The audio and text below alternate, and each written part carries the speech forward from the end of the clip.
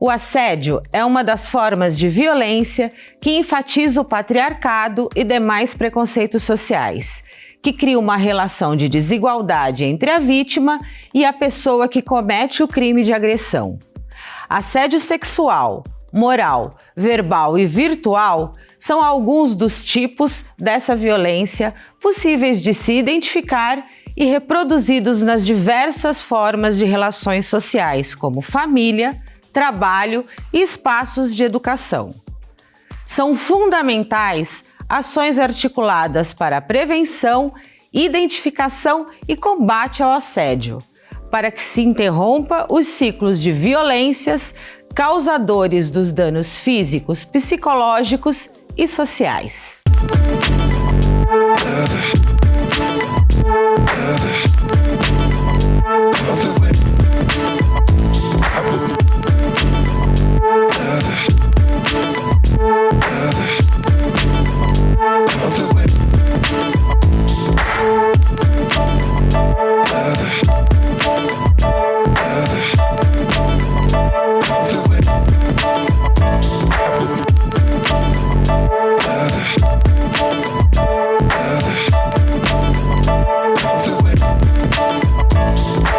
Olá, sejam bem-vindos, bem-vindas e bem-vindes a mais uma edição do Educando para a Diversidade, um espaço de construção de diálogos sobre inclusão e respeito aos vários aspectos da diversidade e que conta com o apoio do convênio Unesp Santander. E nesta temporada, seguindo as recomendações da Organização Mundial da Saúde, os nossos convidados participam de forma virtual. E hoje nós vamos falar sobre tipos de assédio e de que forma podemos combatê-los. E eu convido para participar com a gente dessa conversa a Lídia Poça, docente na Unesp em Marília, historiadora e pesquisadora em feminismo e gênero. Também está aqui com a gente Célia Rossi, docente na Unesp em Rio Claro e pesquisadora em sexualidade e gênero. Lídia e Célia, muito obrigada pela participação de vocês, é um prazer tê-las com a gente aqui. Obrigada, olá a todos e todas, é um prazer estar com vocês. Eu comungo com o cumprimento da Célia, é sempre bom estar aqui na TV Unesp, com todos vocês, né, um tema tão delicado, mas tão necessário. Sim, tão necessário, e a gente traz aqui para o Educando essa conversa, feliz de estar com a participação de vocês, né, que são tão importantes nessa discussão. E eu queria começar, então, Lídia, falando sobre essa questão do assédio. É um tipo de violência, não é isso? E sendo esse um tipo de violência, quais são os tipos de assédio? Porque normalmente a gente... não sei se normalmente também seria o termo, mas o que mais comum que se ouve falar é sobre assédio sexual, mas são vários os tipos, não é isso?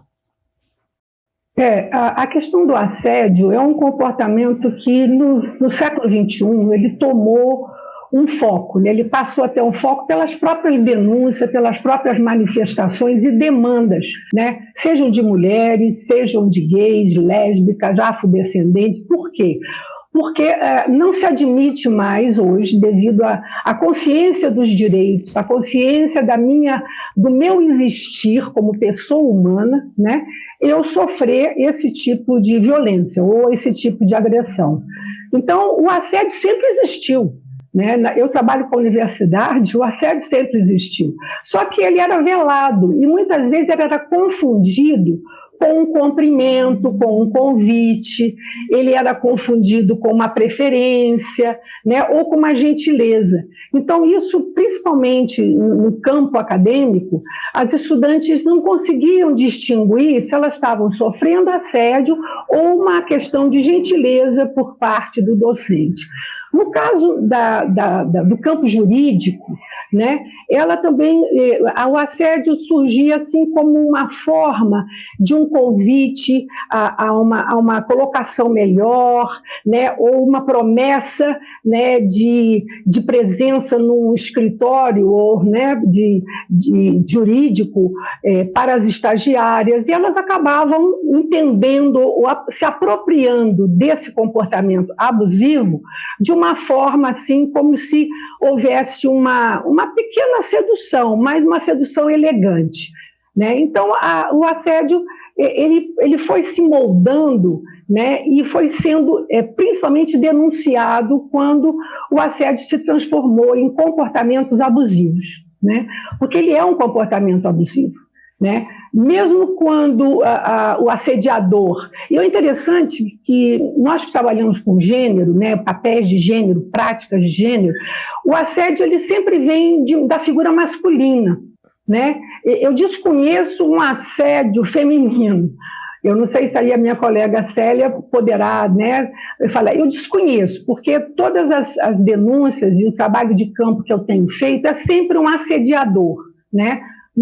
Da questão um homem. E esse assédio, ele tem variações. O mais notado e o mais divulgado na mídia é o físico, é o assédio físico, né? Serão toques, né? Serão pressões, mas existem outras formas de assédio mais sutis.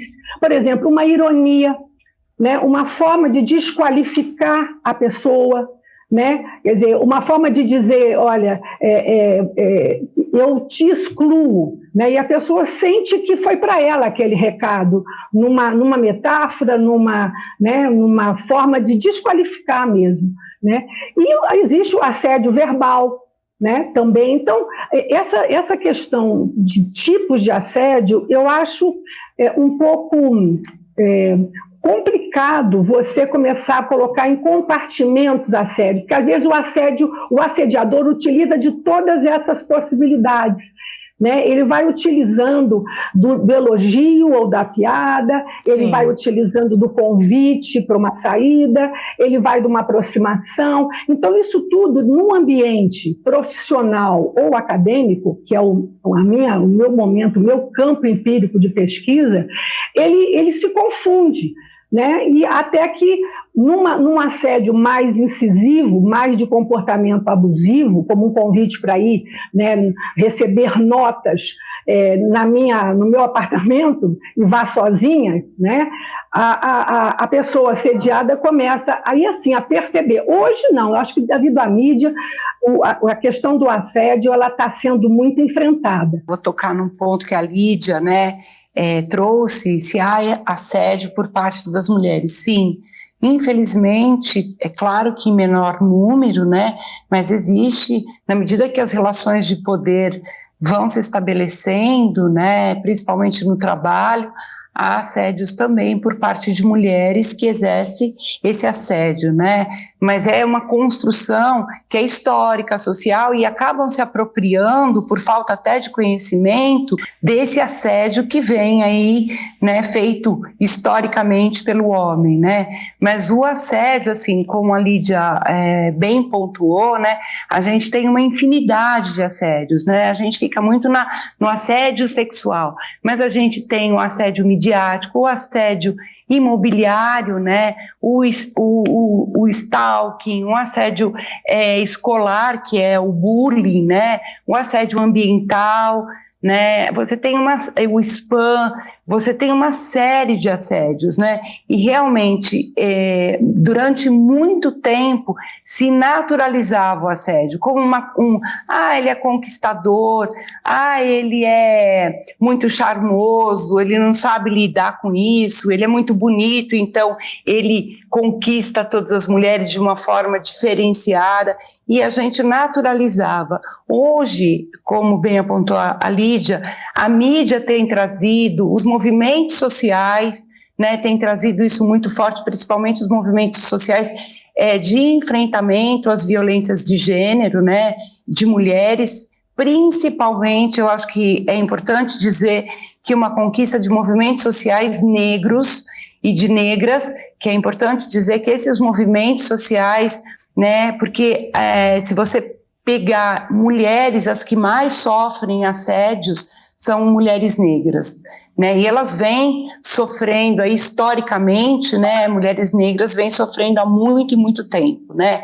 Por causa da sua etnia, por causa do seu corpo, porque a questão da diferença, até como elas são trazidas pela mídia, já é uma forma de estimular o assédio. Hoje que está se levando para os espaços educacionais o que é o assédio, mas ainda muito pontualmente. Não existe uma política educacional para mostrar para os meninos e para as meninas desde a primeira infância o que é assédio, o que isso pode trazer na vida de uma pessoa, e traz, né, marcas muito graves. Você tem alguns estudos aí de universidades públicas como Unicamp, a própria Unesp, a USP e outras federais, que muitas adolescentes se suicidam por causa do assédio que sofreram, né? As várias formas de assédio. É uma pressão tão grande, né, que chega a ser insuportável, e aí elas tiram a sua vida. Então, as marcas que o assédio provoca numa mulher, né, é muito gritante, né? E a gente precisa encontrar formas de estancar esse assédio, né? E qual é a forma? De trazer o conhecimento, a importância de entender esse assédio. Sim. E o quanto ele faz mal. Sim, Célia. E vocês trouxeram, né, que esses perfis, né, não sei se a gente pode dizer exatamente isso, né, das pessoas que são mais agredidas, né, mais violentadas por essa prática. Né? Então, assim, a gente está informando que existem realmente, a gente tem como trazer esses perfis, né? Então, e estão me dizendo também que existe outras violências que acompanham essas práticas do assédio, né? Então, estou vendo aí a misoginia, estou vendo racismo, estou vendo a homofobia, e aí a gente vê também a transfobia. Então, assim, são agravamentos de crime, é isso, Lídia, que o assédio traz, é isso? O assédio, eu penso que o assédio, a gente está se debruçando nele agora, né? Quer dizer, quando eu falo agora, pesquisa é uma questão assim de você encontrar um fenômeno, um tema, um objeto e discuti-lo. E paralelamente à presença do assédio, né, vem a questão da inclusão ou da exclusão, porque quando há uma negação ao assédio, você, na ironia ou na piada, você exclui.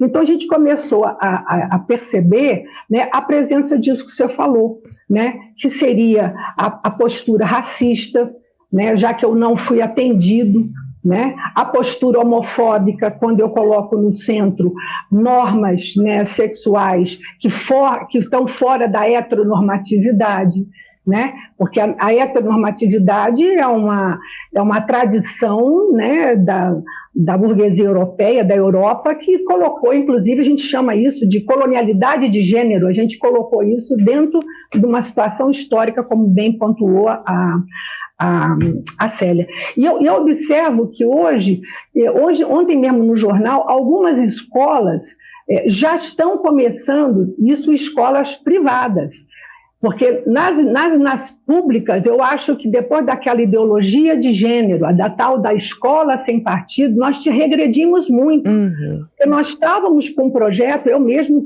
tive um projeto em Marília, a partir da educação infantil, viu, Célia, onde a gente começou a perceber como crianças, né, não distinguem gênero, não distinguem as distinções, não há distinções sexuais.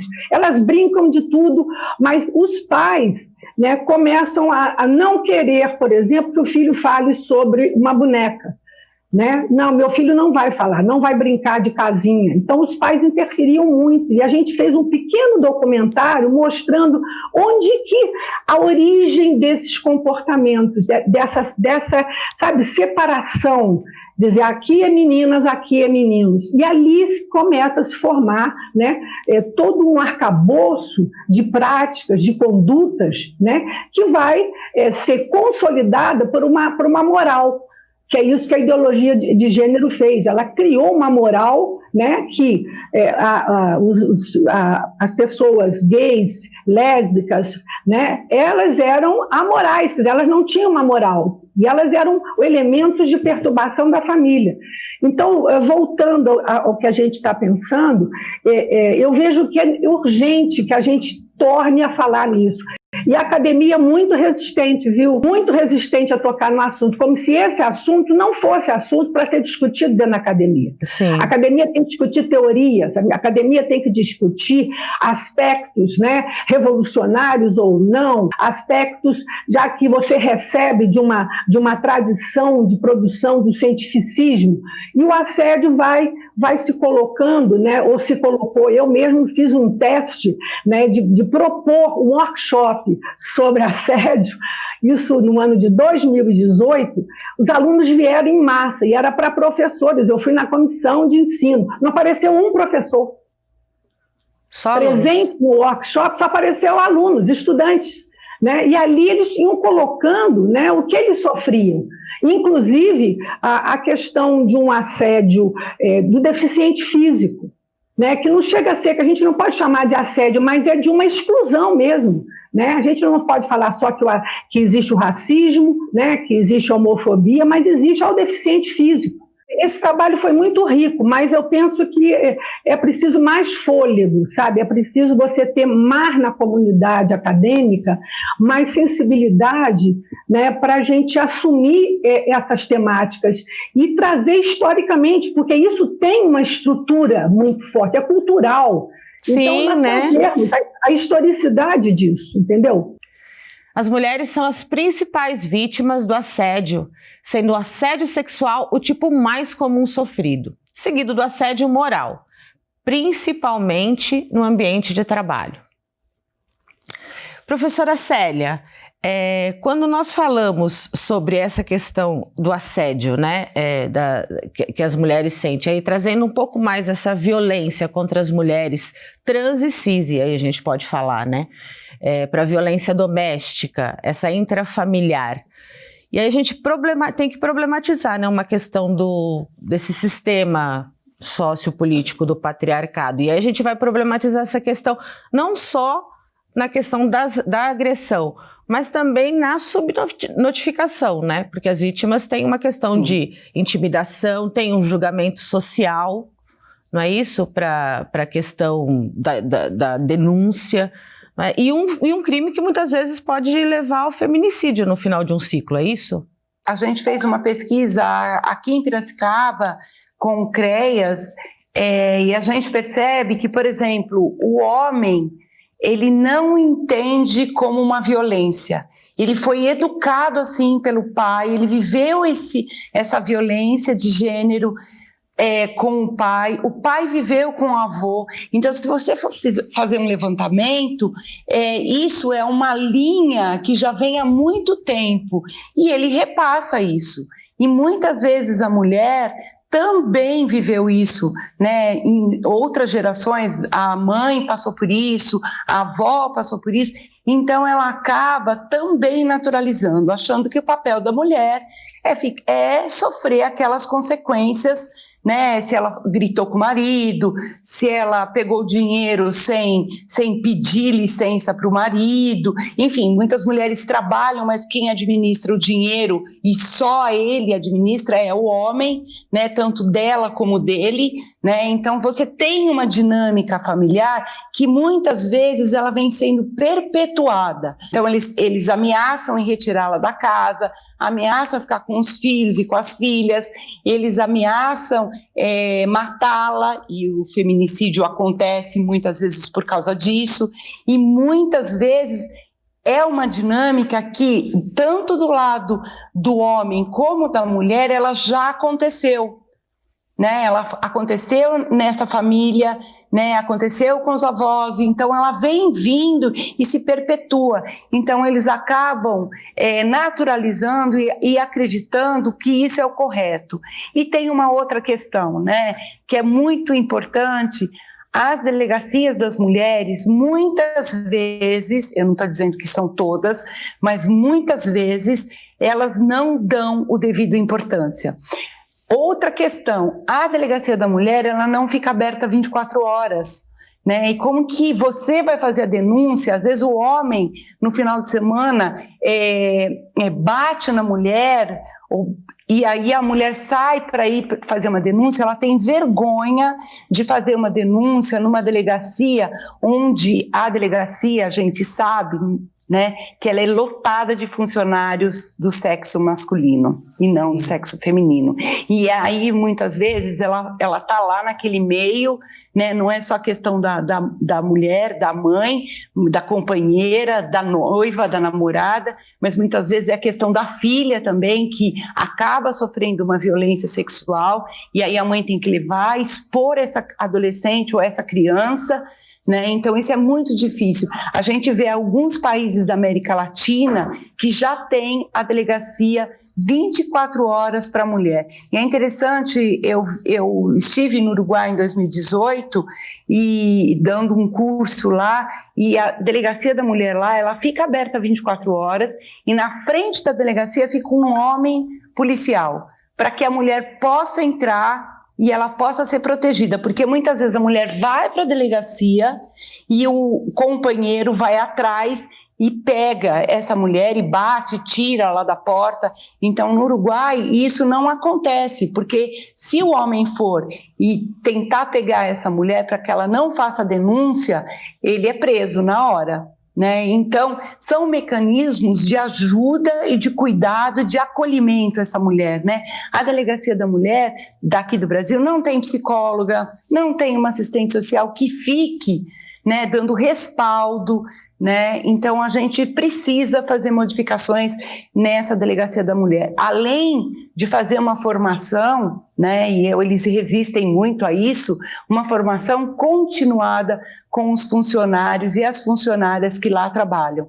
Porque tem umas especificidades da violência que elas precisam estar atentas, né? Não dá para a mulher falar em público na hora que ela chega numa delegacia, né? Principalmente Sim. Qualquer delegacia da mulher ou não. Então você tem aí um aparato político que precisa ser modificado, né, para atender. E essas subnotificações, elas acontecem muito em função disso, das dinâmicas, da falta de amparo de políticas públicas. Agora, é importante, e eu espero que outras pessoas que estão assistindo tenham consciência disso, que não necessariamente precisa ser a pessoa que está sofrendo o assédio, a violência, denunciar. Pode ser a vizinha, pode ser a mãe, pode ser a filha, pode ser a amiga, pode ser uma denúncia anônima. A comunidade também é responsável pelo que acontece na casa da gente. Tem uma frase, né? Será que a gente pode se meter com a colher? Sim, nós podemos meter a colher, a faca e o garfo. Então é importante que as pessoas que ouvem, que têm ciência do que acontece na casa do seu vizinho, do seu parente, é importante denunciar, para que isso se rompa, né? É isso, né? Assim, a gente só muda mesmo essa dinâmica toda, né?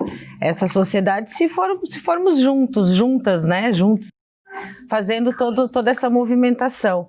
Porque a gente precisa compreender todas essas formas, como essas violências se processam, como elas acontecem, né? E, professora Lídia, nesses processos de compreensão, né, a gente compreender quais são essas formas, essas violências, quais são esses crimes, né? Quais são os crimes que a gente fala de cunho sexual, né? Porque nessas várias violências que vocês citaram, né, existem esses crimes de cunho sexual aí relacionados à questão do assédio sexual, né? Quais seriam? Eu queria retomar um pouco, se você me permite, a fala da Célia, porque ela apresentou um quadro real. É esse quadro que nós vivemos, entre denúncias, presença, né, da violência doméstica, que muitas vezes esbarra e vai até o feminicídio, né? Inclusive envolve toda a família, não é só a esposa, envolve principalmente crianças. Eu penso o seguinte, o que move um homem, né, a praticar isso. Então, nós temos estudado muito as masculinidades, ou a masculinidade. Né? O que a masculinidade cria? Tem uma autora que eu gosto muito, que é a Rita Segato, que fez uma pesquisa muito... Ela é argentina, e ela fez uma pesquisa muito nos presídios em Brasília, e ela entrevistou vários homens. E a Célia falou que os homens não têm noção de que eles estão praticando crime, né? Por quê? Então, a questão é a pergunta, são corpos, é o uso de corpos que não importam. E os corpos femininos, desde a nossa história, são corpos que não importam. Eles estão ali para ser usados, escravizados, né, tornados servidão, eles sempre foram. Na guerra é o butim. Você ter o estupro, né, na guerra, isso vem, né, da nossa própria historicidade. Se você pegar a nossa ancestralidade ibérica, tanto na colonização espanhola como na colonização portuguesa, né, as mulheres nativas perderam completamente a sua identificação de ser humano, né, que eram as negras, as indígenas, mestiças. Então, isso a gente está carregando isso é uma estrutura muito profunda. Por isso que o combate, quer dizer, o enfrentamento, nem combate, eu estou falando no enfrentamento, nós já começamos, né, denunciando, pesquisando, trabalhando inclusive com homens, já existe várias, né, eu acho interessante, várias hashtags masculinas. Por que o homem abusa? Por que o homem pratica assédio? Entre eles. Né? Muito interessante você ouvi-los. Eu não estou querendo aqui justificar, né, a conduta masculina. Eu estou querendo dizer que eles mesmos desconhecem. Porque, como a Célia viu, há uma hereditariedade dessa violência, né? Ela vem sendo, sabe, consumada como uma atitude masculina, como se fizesse parte do próprio perfil de ser homem, da sua virilidade. Ele pode tudo. Mas existe sim, né, um movimento então contrário. Eu estou entendendo que existe sim, né, uma problematização disso, o espaço onde a gente está discutindo, não. Os homens nem todos pensam assim, é isso. Nem todos estão fazendo esse movimento. E com a ajuda das mulheres, é isso. Problematizado pelas mulheres no primeiro momento. Exatamente. E nem todos, não estou dizendo aqui que todos os homens têm essa consciência, mas já está havendo, principalmente os mais jovens. Eu sinto pelos meus orientandos, né, pelos meus estudantes.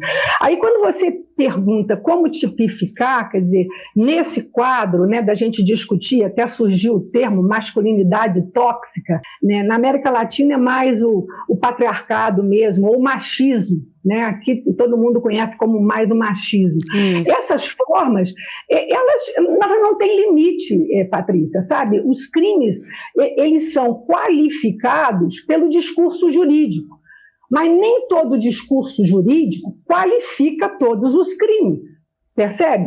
Uhum. Então, são aqueles mais que vão ao tribunal, são aqueles, percebe, que você cria jurisprudência, entendeu? Então, eu não tenho ainda, trabalho na área jurídica, mas se você vê, o estupro ele era violência, depois ele se transformou hoje, como agora esse advogado da Mariane usou, né?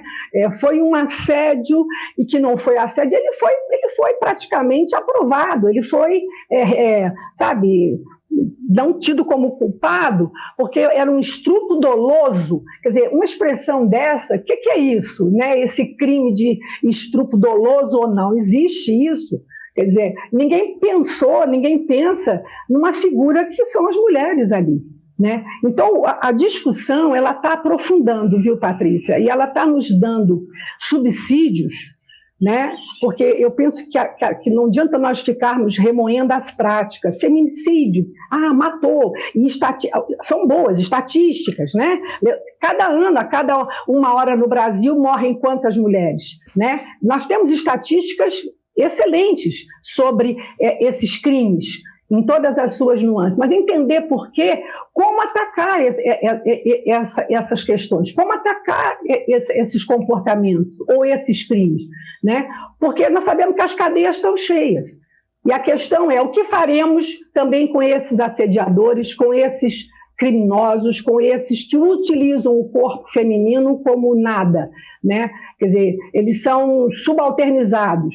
Tanto é que existe um trabalho que eu gosto muito de uma pesquisadora indiana, Spivak. Ela diz: os subalternos também têm o que falar. Quer dizer, por quê? Por que eu estou sofrendo isso? Percebe? Então, eu acho um tema muito atual, muito contemporâneo e que está, inclusive, mexendo com as nossas formas de lidar com o campo científico. Né? Se antes eram temas, como eu muitas vezes escutei a professora Lídia, o trabalho dela é meio perfumaria, isso eu escutei.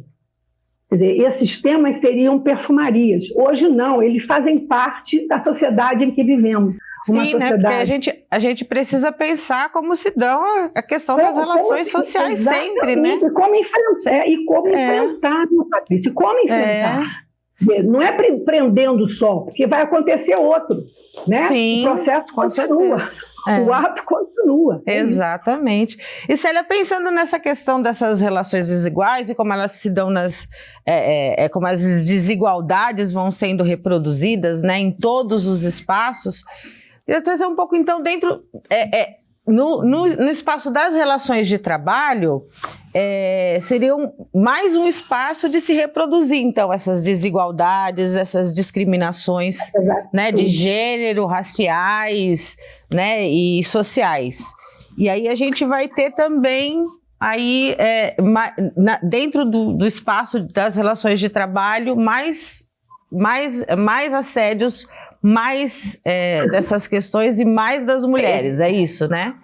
A gente precisa sair do campo acadêmico né, porque assim, uma coisa são os nossos orientandos, uma coisa, e a gente vê, por exemplo, Rio Claro já teve problemas, eu acredito que outras unidades, a Federal de São Carlos já teve problema, enfim, todas as universidades já tiveram problemas. A gente botou um site no ar, que a gente vai mandar agora para a reitoria, que é para as pessoas... colocarem lá se já sofreram abuso, sejam pesquisadores, professoras, pesquisadoras externas, né, funcionárias e alunos. Em 4 dias a gente recebeu de todo mundo, de mulheres, professoras, mulheres pesquisadoras, mulheres funcionárias que já sofreram assédio dentro da universidade. Então, que é uma coisa que acontece, então, em 4 dias. A gente tirou do ar porque era só um experimento. Mas o que acontece? A gente tem que levar em todos os âmbitos. Então, seja na empresa, a empresa tem que fazer um trabalho de formação constante, continuada com os seus trabalhadores e trabalhadoras. Ela tem, porque isso tem um desdobramento, vai para a família. Ela tem que fazer, as políticas públicas, ela tem que fazer nas escolas públicas, desde a infância. A universidade tem que fazer. Na verdade, você amarra isso, seja na empresa, seja na fábrica, seja no comércio, né? Quando você vai trabalhar numa loja, a loja tem obrigação e deveria ter esse compromisso, né, com a Associação dos Comerciários de fazer uma formação. Né? As universidades deveriam também, isso deveria ser uma prática constante, porque na medida que você leva isso para as ruas, sai da pesquisa e ela toma força na sociedade, você vai mudar a sociedade. Porque enquanto a gente continuar só na academia, mas o trabalhador que vai para a empresa, ele vai lá, se ele tem um cargo, se ele é gerente, se ele é chefe de seção, ele vai... assediar a funcionária, ele também vai ter uma postura assim dentro de casa, vai ter uma postura assim no ônibus, no metrô, na rua, com a sua bicicleta. Quer dizer, isso você precisa cortar. E é importante que as mulheres tragam os homens para essa discussão. A gente ainda no Brasil tem um feminismo que os homens não podem participar. A gente tem que parar com isso. A gente só vai mudar homens e mulheres, se o homem puder participar, né? Ele também tem que ouvir, ele também tem que falar, porque o problema está ali, né? E a gente não pode nos fecharmos e ter um discurso só para a gente. O discurso ele tem que ser para todos. Professora, nós começamos esse terceiro bloco falando sobre a importância da denúncia, né, como acho que a principal forma, né, da gente combater e da gente punir as pessoas que cometem essa agressão. Você tinha dito um pouco pra gente no bloco anterior, né, desse percurso da vítima até os espaços de denúncia, né, delegacia, tal, como acontece esse espaço, mas ela é importante, né, eu acho que é a principal forma hoje de combate. É a principal, né? Mas também não adianta você só fazer a denúncia e não dar prosseguimento, né? E isso é importante, você vai fazer a denúncia, mas você tem que dar prosseguimento, porque senão a denúncia fica lá, né? Então isso é importante, mas você tem outros mecanismos, né? A rede social pode ser um mecanismo, né? Você tem vários aplicativos, o Ministério Público do Estado de São Paulo também agora tem um aplicativo que você coloca no celular, onde você pode pedir socorro, onde você pode pedir ajuda. Então você tem outros instrumentos aí que estão circulando, você tem telefonemas, você pode mandar uma mensagem, né? Tem várias mensagens, estou sofrendo abuso, de várias maneiras. Enfim, você pode recorrer, hoje a mídia está nos favorecendo, né, as mulheres. Agora, eu acho que é importante dizer que muitas mulheres, elas não têm esses procedimentos por falta de conhecimento. Então, a importância da veiculação, aí tanto nós acadêmicos como todos os setores midiáticos, de estar reforçando que existem formas de denúncia. As formas são inúmeras e para elas se apropriarem dessas formas, conhecerem essas formas, essas diferentes formas e conseguirem se livrar dessa violência que elas sofrem. As violências são de todos os tipos, né? Até no trabalho, algumas empresas, a Avon, a CIA, a Natura, você tem várias empresas que já têm institutos também sendo formados, né, para que você possa fazer denúncia. Então, é importante dizer que as mulheres agora, nesse momento, elas não estão sozinhas, né? Existe aí um grupo grande se fortalecendo e a gente vai diminuir isso. A gente está num período muito difícil da nossa política pública, né?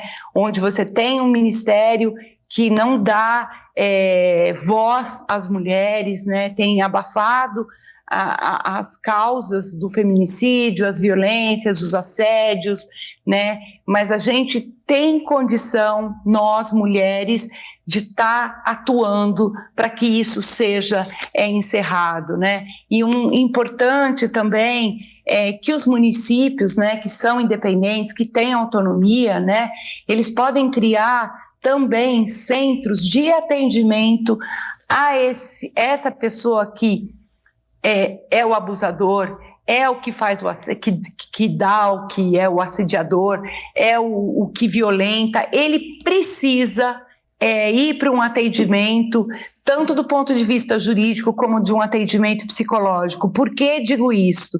Porque você tira a família desse homem, mas ele vai formar outra família e ele vai dar continuidade a essa violência, a esse assédio. Então a gente precisa de ações articuladas, né, de prevenção, né, Lídia, de identificação, de prevenção, de combate, né, a questão do assédio. É isso. Eu penso que nós estamos vivendo um contexto favorável, não só no Brasil, América Latina, no mundo, frente a esse tema, né, ou a esse assédio, a esses comportamentos abusivos, e que envolve homens e mulheres. Né? Quer dizer, não é só preparar as mulheres, mas os homens também precisam, né? Porque a reincidência existe, como eu já tinha combinado, a reincidência existe. E a coisa que é naturalizada como se fosse fazer parte da minha virilidade. É isso que muitas respostas os assediadores respondem. Mas eu sou assim, né? Eu nasci assim. Repara, eu nasci assim, como se fosse fazer parte do caráter dele, né? Então, mas eu acho que hoje está ampliando, e por isso que nós, acadêmicos, estamos sendo muito convidadas a falar em empresas, em sindicatos, porque eles querem saber como atuar, porque eles também não sabem. Entendeu? Como atuar, né? Não adianta aquela propaganda que você chega numa coisa com um X vermelho de esmalte. Eu acho interessante, né? Mas nós precisamos diversificar e ter parceiros na sociedade ou na comunidade que isso ocorre. E nós estamos vivendo ainda em guetos. Mas eu penso uma coisa muito interessante. O capitalismo, como sistema muito renovável, ele é muito renovável, ele se adapta aos mundos e às relações. Ele está preocupado agora com isso, porque isso interfere na forma de acumulação, né? Isso tem interferido na forma de acumulação, porque os gastos públicos são exigidos com aumento de penitenciárias, com aumento de providências, né? Nos hospitais, nos CREA, nas secretarias municipais. Então, eu penso que hoje, né, é um tema que a gente está sentindo que é fortalecido, percebe? Agora, apenas nós temos que ter projetos.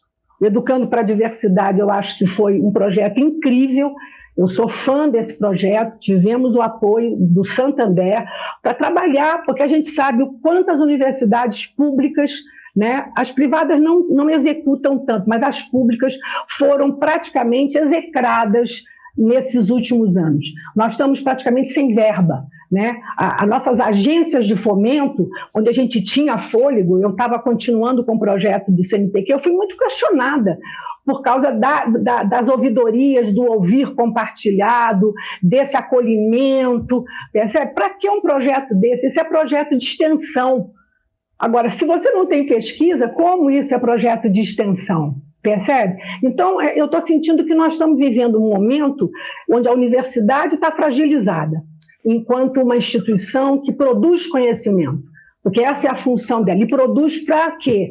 Para melhorar a sociedade, para dar relações, né, à sociedade. E também formar gerações. Porque essas gerações vão ser professoras. Essas gerações vão atuar na escola, né? E tem professores que não sabem nem como atuar, como trabalhar esses temas, porque elas não têm ainda, sabe, elas têm um conteúdo ainda tradicional, um conteúdo onde é uma aula dada, e não uma aula refletida no seu ambiente escolar, na sua classe. Eu tenho orientado um pouco, teve uma aluna minha que fez um trabalho de sociologia muito bonito sobre justamente isso, como os professores se sentem frágeis para enfrentar situações de uma aluna em classe dizer: o meu pai me assediou. Sabe, isso para um professor com uma formação acadêmica ainda, né, muito didática, não vai falar com a diretora. Não, isso é um assunto que o próprio professor deveria também, junto com a direção, com a coordenação, dar conta, percebe, Patrícia? Sim, então, eu acho que nós estamos num momento muito propício. Tá? E eu tenho esperança, eu não perdi as minhas esperanças de eu ver que esse assunto vai ser discutido em todos os aspectos da nossa sociedade. E principalmente as atividades econômicas que estão começando a sentir o peso de não estar atento a isso, estar atentos a isso. E como você falou, né, eu vou até pegar o seu gancho aqui para falar sobre realmente essas iniciativas importantes, né, que a gente tem sobre as formas de combate, de prevenção e combate ao assédio, para trazer aqui essa iniciativa do Educando para a Diversidade, né, que lançou um guia para a gente compreender as formas de prevenção e identificação do assédio. E nós conversamos então com a professora Fernanda Henriques e com o professor Leonardo Lemos, que fizeram parte da organização desse guia. Vamos dar uma olhadinha.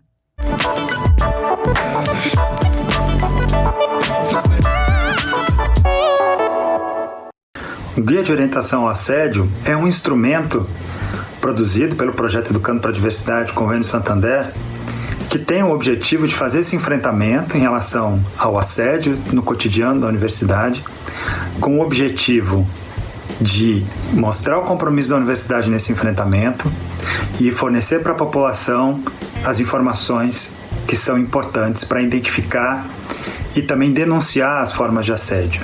Enquanto espaço público e democrático, a universidade tem o compromisso e o dever de combater qualquer forma de assédio.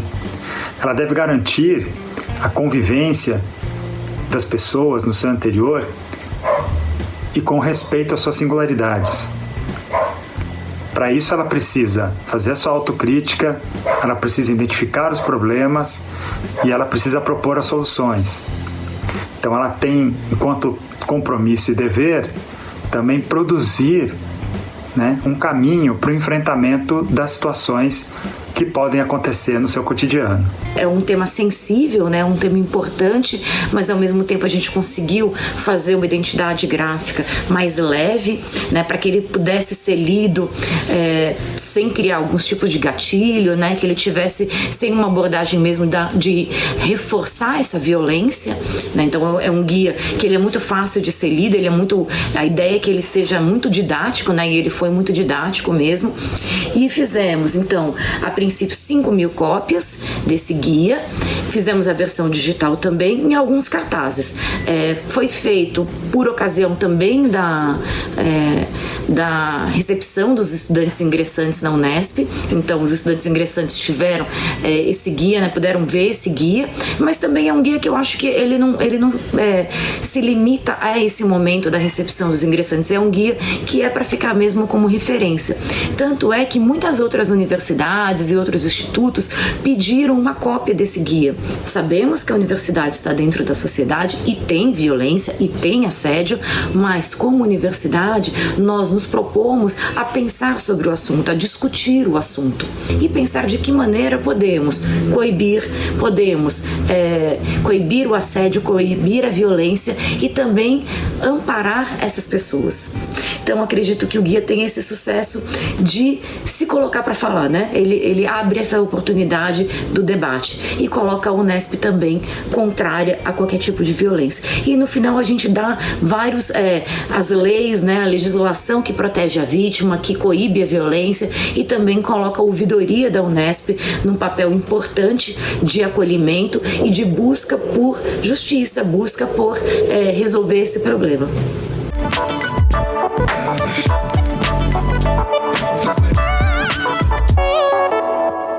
Assim como o guia, né, que está disponível no site, que está acessível, nós temos as redes sociais que são muito importantes, né? As mídias são importantes, né, como vocês já tocaram, para trazer a questão das campanhas, né, para ajudar as vítimas a dizer assim, você não está sozinha, trazer as formas de... Não é isso? Assim, estamos juntos, vamos lá.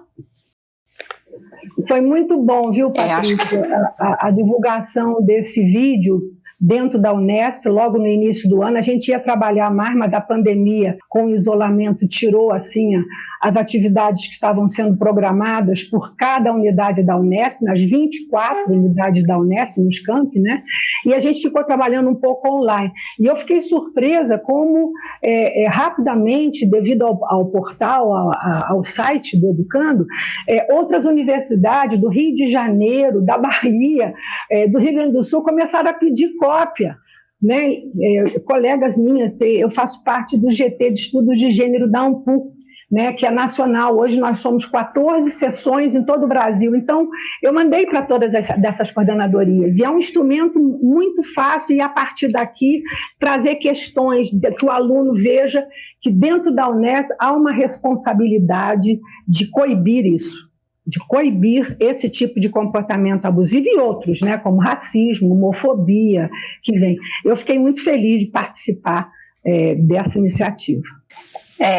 A Fernanda, no vídeo, ela aponta, né, que a Unesp tem atuado, né, e é uma rede, né, na medida que a gente distribui esse material, que os alunos, funcionários, professores olhem para esse material, eles vão levar para casa, e aí em casa, se puderem também distribuir entre os familiares, quer dizer, você forma uma rede, né. Muitas vezes as coisas chegam para a gente guarda, mas acho que nesse momento, como a gente está ficando mais em casa, né, a gente tem se relacionado mais e as coisas têm em casa fomentado mais informação, né? Eu acho que a Covid, né, ela traz uma nova modalidade de vida, né, o novo normal, que a gente ainda está descobrindo, né, a gente não vai voltar para o anterior, né, jamais voltaremos. Então a internet é um recurso que a gente vai ter que utilizar. Então, as redes, a internet, ela pode nos ajudar a salvar vidas de mulheres, né? E eu acho que é importante que a gente forme essa rede, a universidade pública, principalmente as universidades públicas, a gente tem condição de formar essa rede, e a gente, como bem disse a professora Lídia, a universidade pública vem sofrendo, né, uma retaliação do ponto de vista acadêmico, burocrático, econômico, né, de pesquisa, mas a gente precisa, a sociedade precisa olhar para a universidade como um recurso importante para mudanças, porque nós temos duas coisas, nós temos a ciência do nosso lado, e a gente pode fazer a ciência entrar dentro da sociedade e ela mudar essa sociedade. É isso. Tá certo. Para uma sociedade melhor. Sim, com certeza, né? É o que queremos e lutamos, né? É isso. Bom, nós temos, assim, muito a agradecer por esse diálogo, por essa conversa, por esse tempo que vocês disponibilizaram, Célia e Lídia, né, nesse importante tema, né, para Educando para a Diversidade, para a sociedade, para a gente realmente fazer isso que vocês disseram, né, formas de intervir, transformar, mudar a nossa realidade. Muito obrigada, Célia, obrigada, Lídia, pela presença, viu? Muito obrigada pela oportunidade, né, de nós trocarmos, né, e conhecer a minha colega lá de Rio Claro.